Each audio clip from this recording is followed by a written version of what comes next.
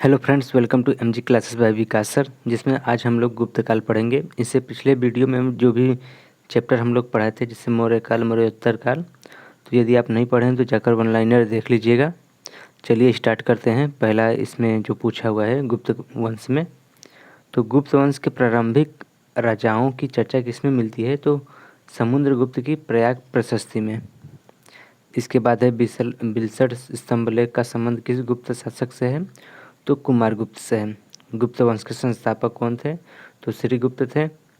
और गुप्त शासक श्रीगुप्त ने कहाँ चीनी यात्रियों के लिए मंदिर मंदिर का निर्माण करवाया एवं उन्हें 24 गांव में भी दान दिए?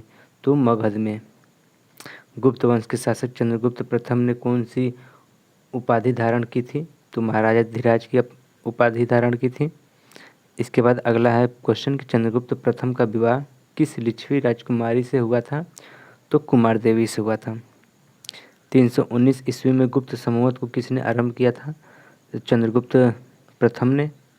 हरिशेन की प्रयाग प्रशस्ति में किसे लिच्छवी दोहित्री के नाम से कहा गया है? तो समुद्रगुप्त को कहा गया है।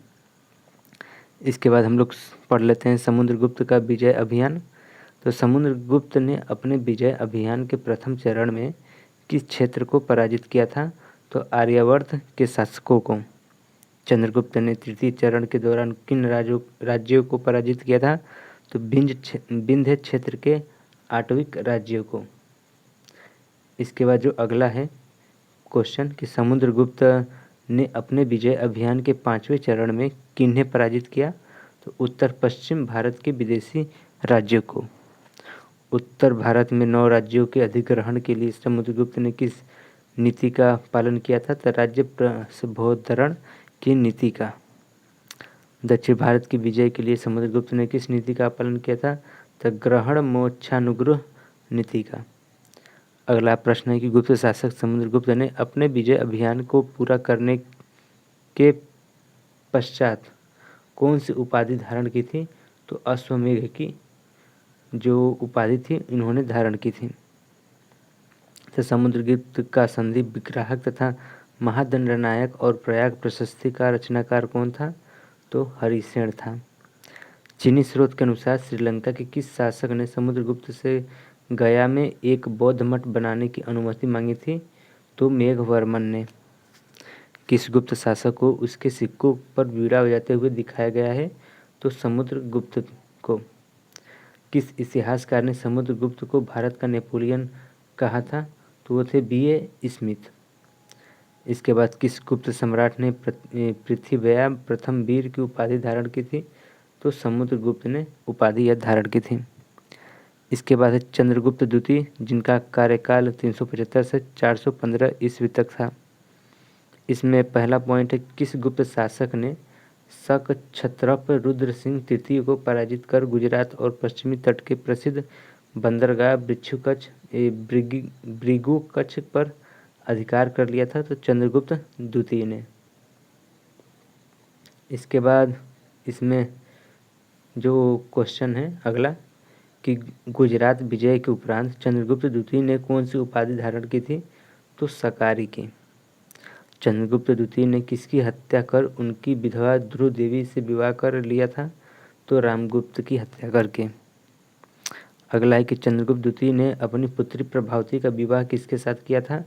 वाकाटक नरेश रुद्रसेन द्वितीय से। चंद्रगुप्त द्वितीय ने किसे दूत बनाकर कुंतल नरेश के दरबार में भेजा था? तो कालिदास को अपना राजदूत या फिर दूत बनाकर भेजा था। किस गुप्त शासक का अन्य नाम देवगुप्त, देवराज तथा देवर्षि है? तो चंद्रगुप्त द्वितीय का। चंद्रगुप्त द्वितीय के शासन के दौरान कौन सा प्रसिद्ध चीनी यात्री भारत आया था? तो फायान आया था। चांदी के सिक्के सर्वप्रथम किसने चलाए थे? चंद्रगुप्त ने। इसके बाद अगला क्वेश्चन है परम भागवत की उपाधि धारण करने वाला प्रथम गुप्त शासक था चंद्रगुप्त द्वितीय। इसके बाद चंद्रगुप्त द्वितीय के नवरत्न हम लोग याद कर लेते हैं। जो अमर सिंह थे वो व्याकरण से संबंधित थे और इनका कार्य था अमरकोश पर नियंत्रण करना। धंतवरी थे चिकित्सा जो कि आयुर्वेद थे, और घट करपर थे काव्य क्षेत्र से। इनकी रचना है काव्य रचना। और कालिदास थे साहित्य के क्षेत्र से। इनकी जो महत्वपूर्ण कार्य था अभिज्ञान शकुंतलम व मेघदूत। छपड़क जो थे ज्योतिष से संबंधित थे। और शंकु जो थे स्थापत्य से संबंधित थे।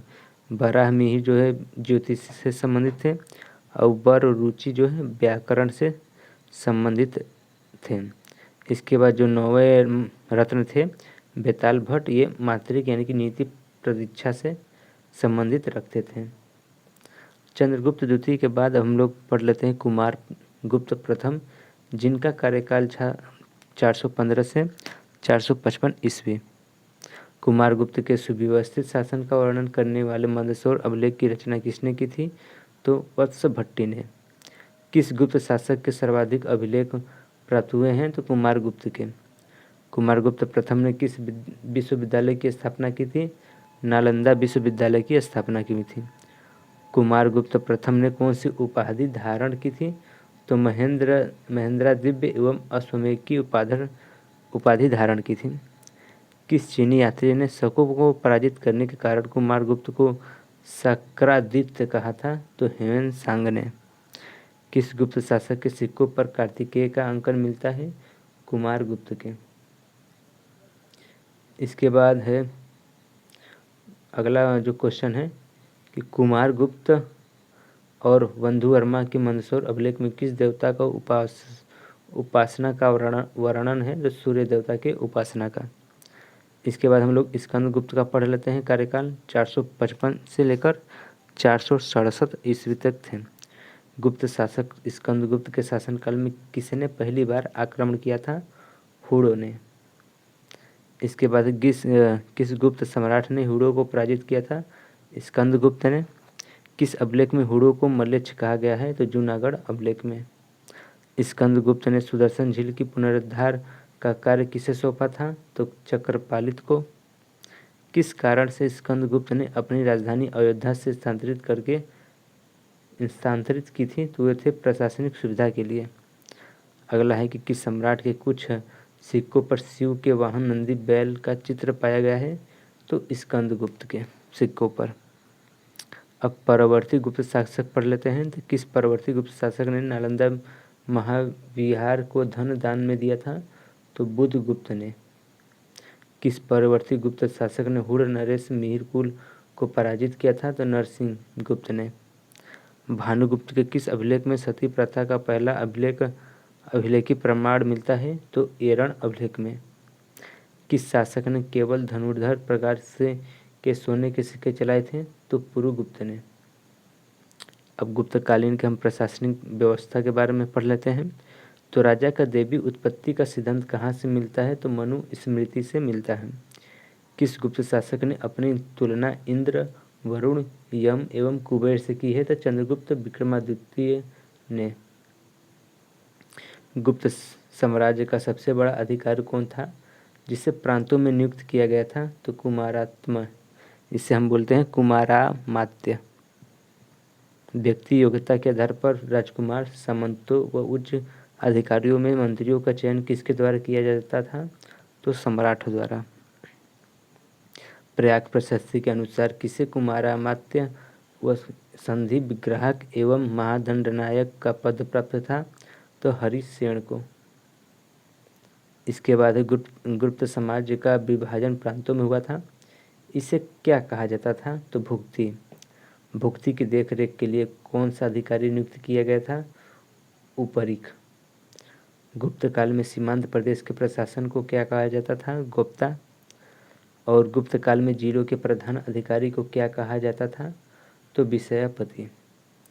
गुप्त काल की सबसे छोटी प्रशासनिक इकाई गांव के प्रधान मुखिया को क्या कहा जाता था? महत्तर। इसके बाद अगला है कि गुप्त युग में न्याय व्यवस्था से अधिक विकसित होने का प्रमाण कहाँ से मिलता है? तो नारद एवं बृहस्पति स्मृतियों से। किस काल में पहली बार दीवानी एवं फौजदारी कानून को अलग किया गया था? तो गुप्त काल में। अगला पॉइंट है पुलिस के छोटे कर्मचारियों को क्या कहा जाता था? भाट या फिर चाट। गुप्त काल में सम्राट उत्पादन में कुल कितने भाग का अधिकारी होता था? 1/6 भाग का। गुप्त काल में भूमि कर संग्रह करने वाले अधिकारी को ध्रुवाधिकरण कहते थे। गुप्त काल में हिरण्य एवं मेह किसके साधन थे? कर अदायगी के। इसके बाद है गुप्तकालीन राजस्व प्रशासन के अधिकारी महाक्षपटलिक को क्या कार्य था? तो भूमि आलेखों को सुरक्षित करना। इसके बाद हम लोग प्रमुख गुप्तकालीन कर देख लेते हैं। तो इसमें एक था वेस्टिका कर का नाम है, जो इसका उद्देश्य था बेगार। और भट्ट एक कर है जिसका काम था पुलिस कर। प्रणय था ग्रामवासियों पर लगाया जाने वाला अनिवार्य कर। चारासन था चारगाहों पर शुल्क। और चार था लुटेरों व उत्पीड़न से मुक्ति कर। दासापराध था 10 प्रकार के अपराधों पर किए गए जुर्माने। हलदंड था हल पर लगाया जाने वाला कर। और भूतावात प्रत्यय था नशीली वस्तुओं पर कर। अब हम लोग गुप्तकालीन की आर्थिक स्थिति के बारे में पढ़ लेते हैं। तो गुप्त काल में व्यापारिक समितियों को क्या कहा जाता था? तो निगम नामक व्यापारिक समितियों का प्रमुख कौन था? श्रेष्ठी। अमरकोश में कितने प्रकार की भूमि का उल्लेख मिलता है? 12 प्रकार का। भारतीय इतिहास के संदर्भ में कुल्यावाप तथा द्रोणवाप क्या था? तो ये एक भूमि माप का पैमाना था। गुप्त काल में उद्रंग शब्द किससे निर्दिष्ट करता है? तो भू राजस्व को। गुप्त काल में किस क्षेत्र के लिए सिंचाई के साधन के रूप में कुएं एवं अरघगट का प्रयोग किया जाता था? तो उत्तर भारत में। गुप्त काल में सर्वाधिक प्रचलित एवं सर्वप्रमुख उद्योग कौन सा था? वस्त्र उद्योग। कुमार गुप्त के किस अभिलेख में रेशम बुनकरों की श्रेणी के द्वारा विशाल सूर्य मंदिर के निर्माण का उल्लेख मिलता है? तो मंदसौर अभिलेख में। गुप्त शासकों की सबसे बड़ी निधि कहाँ से प्राप्त हुई है? बयाना से। गुप्त काल में किस वस्तु को चिन्नाम शंकु कहा जाता है? तो रेशमी वस्त्रों को। इसके बाद हम लोग राइट साइड का पढ़ते हैं, जिसमें पहला क्वेश्चन है कि गुप्त राजवंश के दौरान घंटाशाला, कदूरा तथा चौल किस रूप में प्रसिद्ध थे? बंदरगाह के रूप में।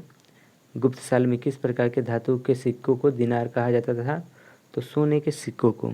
फायान के अनुसार सामान्य लोग खरीद बिक्री के लिए किसका उपयोग करते थे या फिर प्रयोग करते थे? तो कौड़ी को। और किन शासकों ने सर्वाधिक स्वर्ण मुद्राएं जारी की है? तो गुप्त शासकों ने। इसके बाद हम लोग गुप्तकालीन सामाजिक स्थितियाँ पढ़ लेते हैं। तो गुप्त काल में प्रचलित विष्टि किसका प्रकार था? तो ये बलात् श्रम अवस्था बेगार का एक प्रकार था। गुप्त काल में नई जातियों में भूमि अनुदान की प्रथा किस विकास के कारण किनका उदय हुआ था? कार्यस्थों को। नारद स्मृति में कितने प्रकार के दासों का उल्लेख मिलता है? तो 15 प्रकार के दासों का उल्लेख मिलता है नारद स्मृति में। गुप्त काल में दासों का प्रयोग मुख्यतः किनके लिए किया जाता था? घरेलू कार्यों के लिए। किस प्राचीन इतिहासकार ने अवगुंठन अर्थात सिर ढकने का उल्लेख किया है? तो कालिदास ने। किन ऐतिहासिक ग्रंथों में गणिकाओं तथा वेश्याओं का वर्णन मिलता है? कामसूत्र एवं मुद्रा राक्षस में। मनु स्मृति के अनुसार महिलाएं किस रीति रिवाज में संपत्ति अर्जित कर सकती है? तो स्नेह चिन्ह के। अब गुप्त काल में धार्मिक स्थिति के बारे में पढ़ लेते हैं। गुप्तकालीन धार्मिक स्थिति। तो किस काल में नव हिंदू धर्म का आधारशिला रखी गई थी?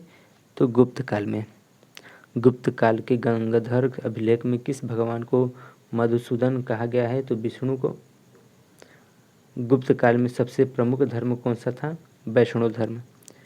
किस पुराण में सेव, पाशुपत, कापलिक एवं कालामुख सेव संप्रदाय का उल्लेख मिलता है? तो वामन पुराण में। इसके बाद चंद्रगुप्त द्वितीय ने किस सेनापति ने उदयगिरी की पहाड़ी के अंदर शैवों के लिए गुफाएं बनवाए थे? तो सेनापति वीर सिंह ने। शैव एवं वैष्णव धर्म के संबंध में समन्वय दर्शाने वाले भगवान हरिहर की मूर्ति का निर्माण किस काल में हुआ था? तो गुप्त काल में। बुद्ध मित्र के किस अभिलेख में बुद्ध की प्रतिमा का स्थापना का उल्लेख किया गया है? तो मानकुवर अभिलेख में। किस अभिलेख में पार्श्वनाथ की प्रतिमा की स्थापना का उल्लेख किया गया है? तो उदयगिरी अभिलेख में। स्कंदगुप्त ने स्कंदगुप्त से संबंधित किस अभिलेख में मद्र नामक व्यक्ति द्वारा 5 जैन तीर्थंकरों की मूर्ति स्थापित करने का उल्लेख किया गया है? तो कौहोम अभिलेख में। गुप्त काल में स्थापत्य कला का प्रयोग मुख्यतः किसके निर्माण में किया गया था? तो मंदिरों के निर्माण में। इसके बाद हम लोग अगला टॉपिक पढ़ते हैं, जिसमें दिया गया है कि गुप्तकालीन शिक्षा एवं साहित्य संस्कृति। तो गुप्तकालीन अभिलेखों में शिक्षा का प्रदान करने वाली कितनी विधाओं का उल्लेख किया गया है? 14 प्रकार की। इसके बाद अगला पॉइंट है गुप्त शासकों की राजकीय भाषा क्या थी? तो संस्कृत थी। किस काल में भारतीय इतिहास में स्वर्ण युग का काल माना गया है? तो गुप्त काल को। महाभारत एवं रामायण का अंतिम रूप से संकलन किस काल में किया गया है? तो गुप्त काल में। किस जैन आचार्य ने न्याय दर्शन पर न्यायावतार ग्रंथ लिखा है? तो सिद्धसेन ने। अब हम लोग गुप्त काल की विज्ञान एवं तकनीकी के बारे में पढ़ लेते हैं। तो किस भारतीय खगोल शास्त्री ने कहा था कि सूर्य स्थिर है और पृथ्वी घूमती है? तो आर्यभट्ट ने। गुप्त काल में सर्वाधिक प्रसिद्ध वैज्ञानिक, गणितज्ञ एवं ज्योतिष किसे माना गया है? तो आर्यभट्ट को। रसायन एवं धातु विज्ञान का प्रख्यात विद्वान थे नागार्जुन। रस चिकित्सा का आविष्कार किसके द्वारा किया गया था? तो नागार्जुन के द्वारा। इसके बाद अगला है कि पशु चिकित्सा पर आधारित हस्तायुर्वेद किसने लिखी थी? पाल काव्य ने। आयुर्वेद के प्रसिद्ध विद्वान धन्वंतरि किस गुप्त शासक के दरबार में आयुर्वेदाचार्य थे? तो चंद्रगुप्त द्वितीय के। गुप्त काल में कताई, बुनाई और कतघरगा एवं धागे का विवरण किस ग्रंथ में है? तो अमरकोश। चिकित्सा के क्षेत्र में वाग्भट ने किस प्रसिद्ध आयुर्वेद ग्रंथ की रचना की थी? तो अष्टांग हृदय की। इसके बाद हम लोग पढ़ लेते हैं प्रमुख विद्वान एवं उनसे संबंधित ग्रंथ। तो आर्यभट्ट के जो ग्रंथ था आर्यभट्टियम, भास्कर प्रथम का जो ग्रंथ था महाभास्कर या लघु भास्कर एवं भाष्य, ब्रह्मगुप्त का जो संबंधित ग्रंथ है ब्रह्म सिद्धांत है, और बारह मिहिर का पंच सिद्धांतिका, बृहद संहिता एवं लघु जातक है। कल्याण वर्मन का जो संबंधित ग्रंथ है प्रसिद्ध वो सरावली है। इसके बाद हम लोग गुप्तोत्तर काल पढ़ेंगे नेक्स्ट वीडियो में। आज हम लोग गुप्त काल 1 से पढ़े थे, अब अगले वीडियो में हम लोग गुप्तोत्तर काल या फिर पूर्व मध्य काल भी पढ़ेंगे। तो मिलते हैं नेक्स्ट वीडियो में, तब तक के लिए आपका नमस्कार यानी कि धन्यवाद।